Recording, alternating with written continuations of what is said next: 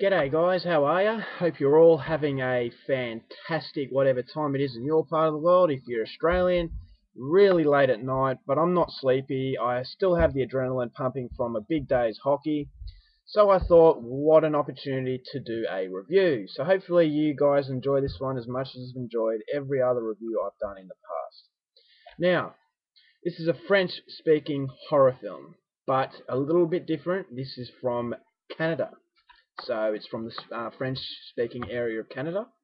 But unfortunately, it is in subtitles. So once again, it's a foreign film. Surprise, surprise. It was made in 2009, directed by a bloke named Eric Tessier, and this movie is called 5150 Elms Way, or 5150 Elms Way, whatever you want to call it. And the story is as follows. 5150 Elms Way is located at the end of a quiet street in a small town. When Yannick fell off his bike, he knocked at the door of the Ballou residence so he could clean the blood off his hands. But Jack Ballou and his family had other plans for Yannick. Ballou is a righteous psychopath and a fanatic chess player who wants to rid the world of evil. And even though Yannick has done nothing wrong, he is beaten, tortured, and tormented before Ballou makes him an offer. Win at chess and he is free to go. And so Yannick is now a pawn in Ballou's game, a game in which he will either lose his mind or his life. So we have the main character of Yannick. He has just recently got an entry into a prestigious film school. So he got a letter of acceptance. So he's really, really excited, and he moves house.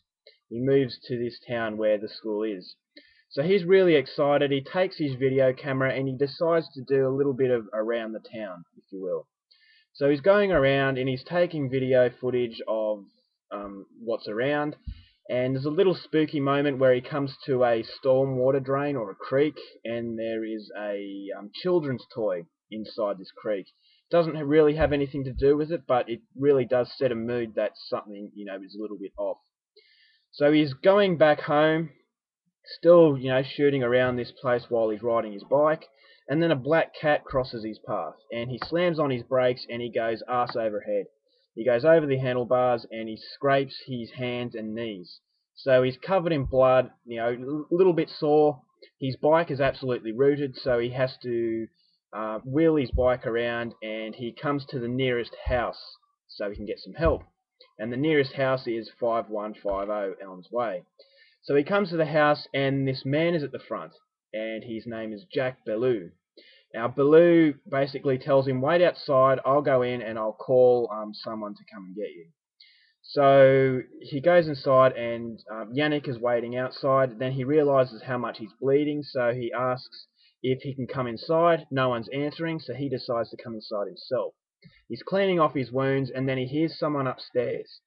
And so he investigates, and it turns out that the noises upstairs were from a victim. And he's inside this room and he's bleeding. He's basically dying.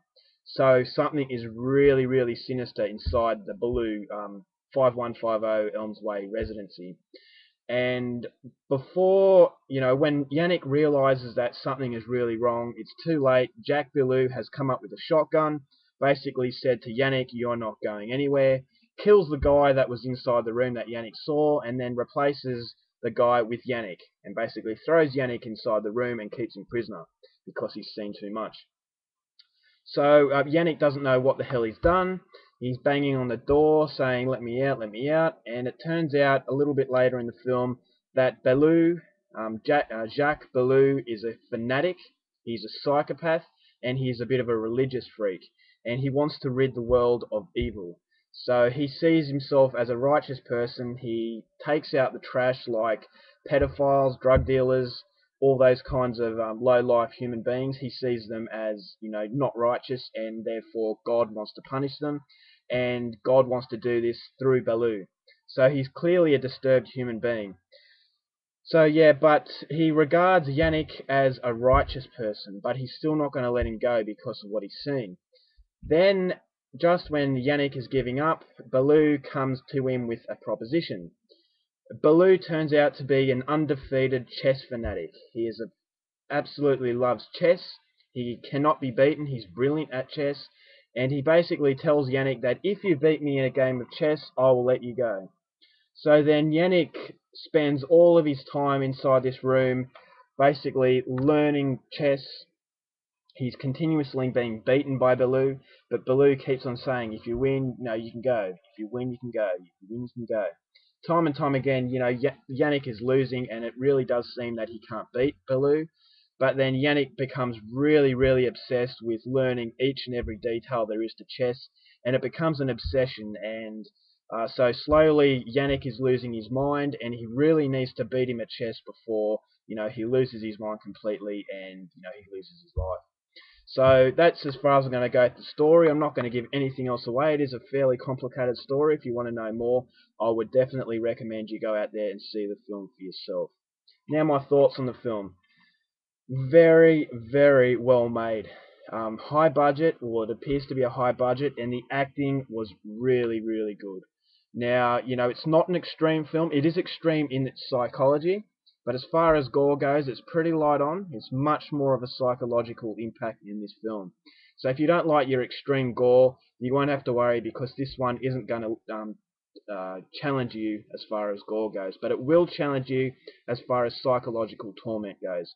Now, what I really liked about this one was the fact that it was very original. The story, of a chess player, they really did blend in chess, which many regard as a boring sort of sport or hobby, and blended it into a horror film to make it a really, really sort of interesting and riveting sort of storyline. And that's, I really, really like the idea. I didn't know how it was going to come across, but it came across very well. So something very unique, and something that's, a tired sort of genre. You really can't get too much sort of originality out of things. This one did manage to get a lot of originality and creativity in it. So the storyline, is one to see just for that, because it really does go to depths that you haven't seen before. So that's the really, really big positive that I can take out of this film. Now, as I said, the acting was great. Jacques Ballou played a very unique sort of villain.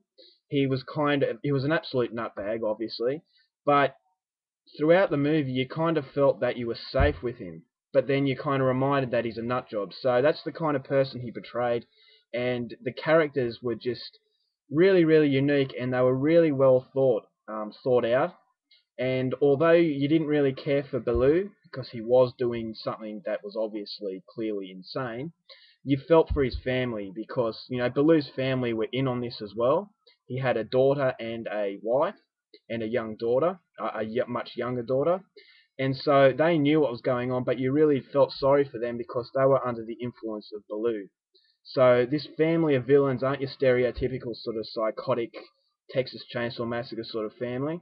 It is a family that you can feel a lot of sympathy for. So, that was a really creative aspect to it as well. So there is a lot going for this. There are some very disturbing violence, and there is a very disturbing game of chess right at the end. I'm not going to give anything away, but that is very, very memorable.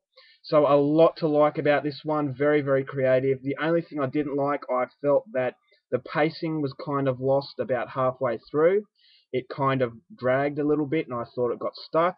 But by the end, it really does kick into overdrive. And although it does go a little bit slow throughout the middle, the ending really did pay it off, and it really actually came to a very thrilling climax.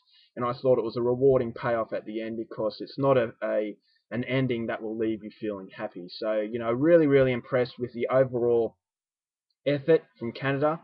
It's the second film from French Canada that I have seen that has really impressed me, the other one being 7 Days. I feel that this one is a lot better than 7 Days. It doesn't come without its flaws. As I said, the pacing is a little bit off, but apart from that, I thought the main character of Yannick was a little bit annoying, but he was going through hell, so you could kind of excuse that. The atmosphere was absolutely incredible. The director takes you along the insane journey that Yannick is going through, and you yourself as a viewer kind of feel that you are going through a state of insanity as well, slowly using your mind. A lot of dreamlike sequences, and very, very well shot, and there's a lot to like about this film. I would highly recommend you go out there and check this one out, but just be careful. Don't go in there thinking it's going to be a typical sort of French speaking gore fest, because it certainly isn't that, but it is certainly very unique, and it's definitely one that you really should get in your collection, especially if you're a fan of psychological horror. Alright guys, that's my review of 5150 Elms Way. I hope you enjoyed it. And until next time, take care of yourselves, and I'll see you later.